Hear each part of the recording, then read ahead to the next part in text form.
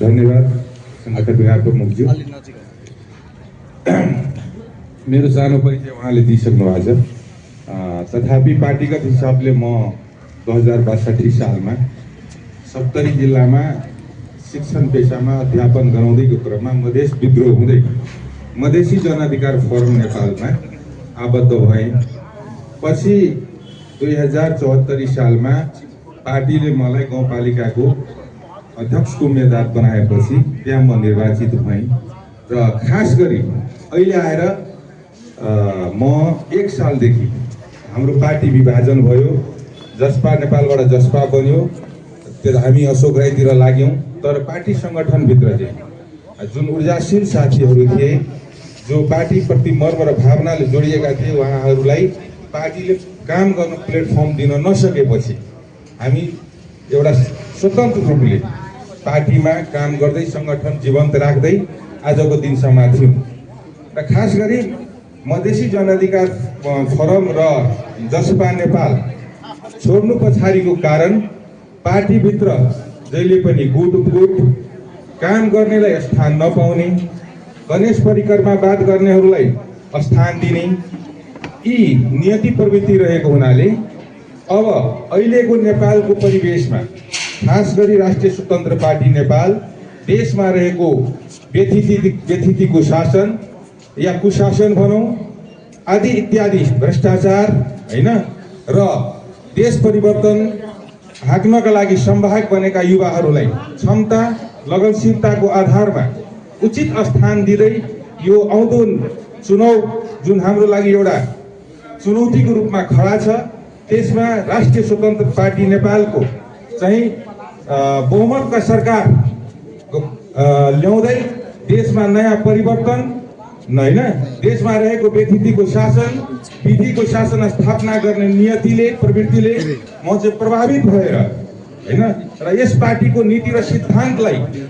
आत्मसात गर्दै त्यसलाई मधेसको हरेक जिल्लामा आफूमा भएको क्षमता, आफूमा भएको लगनशीलता, आफूमा भएको ऊर्जालाई यस पार्टीमा चाहिँ सङ्गठन निर्माणदेखि लिएर हैन विभिन्न कार्यक्रमहरूमा सङ्गठनको आकारलाई अगाडि बढाउनमा मेरो चाहिँ भौतिक रूपमा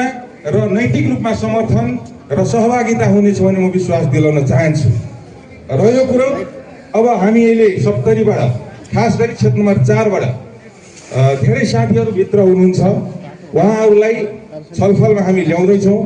सङ्गठन विभाग प्रमुखज्यूले चाहिँ सप्तरीमा चाहिँ अब तपाईँहरू आउनुभयो, भोलिको दिनमा पार्टी प्रवेश गर्दै अब अभिभारा लिएर अगाडि बढ्नु होला भनेर उहाँको आश्वासन र विश्वासमा हामी यस पार्टीमा प्रवेश गरेका छौँ। र आशा राख्नुहोस् सप्तरी जिल्ला आउँदो चुनावमा यस राष्ट्रपा पार्टीको किल्ला हुनेछ भन्ने हामीले विश्वास राखेका छौँ र पार्टीले बनाएका उम्मेदवारहरूलाई हामी कुनै किसिमले पराजित नहोस्, त्यसमा चाहिँ सङ्गठनका शीर्षक नेताहरूले सप्तरी बारेमा केही छलफल गर्नुपर्नेछ र त्यो छलफलले हैन उपयुक्त क्यान्डिडेट, किनभने सप्तरी जिल्ला मधेसवाद पार्टीका चाहिँ ठुलो किल्ला रहेको हुनाले त्यहाँ चाहिँ उम्मेदवारहरू छनौट गर्दा हैन सबै वर्ग लिङ्ग समानुपातिक सहभागिताका मान्छेहरू आयो भने त्यसले निश्चित रूपमा हैन हाम्रो पार्टी अब हाम्रै भन्नु पर्यो, विधिवत मैले प्रवेश गरिसकेपछि हाम्रो पार्टीको चाहिँ त्यहाँ स्थान राम्रो उपस्थिति हुनेछ भन्ने मैले विश्वास राखेको छु। र अब आउँदो दिनमा यस पार्टीले देश र जनताको सवालमा, बदलिँदो परिवेशमा पुस्तान्तरणको सवालमा, भ्रष्टाचार नियन्त्रण र न्यूनीकरणको सवालमा जुन किसिमको एउटा राष्ट्रिय अभियान चलाएको छ, त्यस अभियानमा हैन सानो जिम्मेवारीबाट चाहिँ अहिलेको समयमा अगाडि यस पार्टीले आफ्नो स्थान बनाउनेछ भन्ने मैले विश्वास राखेको छु र नेपाली जनताको मर्म र भावना अनुकूल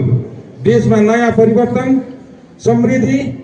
ल्याउने नै छौँ भने जुन विश्वास लिएका छौँ त्यसमा चाहिँ म पूर्ण विश्वस्त भएको हुनाले यस पार्टीमा प्रवेश गरेको छु। यो सानो मन्तव्य राख्दै म आफ्नो बानीलाई यही विराम दिन चाहन्छु। धन्यवाद। जय घन्टी।